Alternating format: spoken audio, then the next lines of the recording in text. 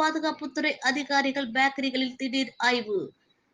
திருப்பூர் மாவட்டம் தாராபுரத்தில் திருப்பூர் உணவு பாதுகாப்புத்துறை நியமன அலுவலர் விஜயலலிதாம்பிகை தலைமையில் உணவு பாதுகாப்பு அலுவலர்கள் திடீர் சோதனை.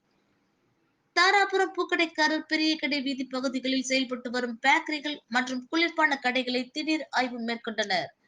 பெரிய கடை வீதியில் உள்ள பிரபல தனியார் பேக்கரியில் பழைய காலாவதியான பிரெட், கூல்ட்ரிங்க்ஸ், மசால் கடலை, வடை, போண்டா மற்றும் பலகாரம் செய்வதற்கான பயன்படுத்திய பழைய எண்ணெய் ஆகியவற்றை பறிமுதல் செய்து அந்த பொருட்களின் மீது பினாயில் ஊற்றி கெட்டுப்போன பொருட்களை அளித்தனர். கடை உரிமையாளருக்கு அபராதம் விதித்து எச்சரிக்கை அறிவிப்பு நோட்டீஸ் வழங்கப்பட்டுள்ளது.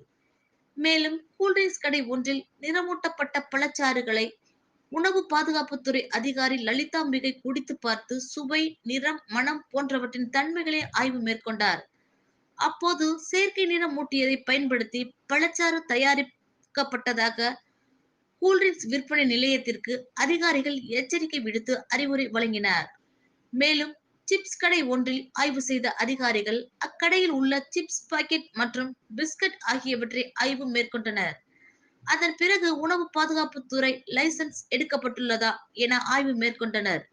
இதில் காலாவதியான லைசன்ஸை வைத்திருந்த கடை உரிமையாளர்களுக்கு அதிகாரிகள் எச்சரிக்கை விடுத்து உடனடியாக அபராதத்துடன் லைசன்ஸ் புதுப்பிக்க வேண்டும் என தெரிவித்தனர்.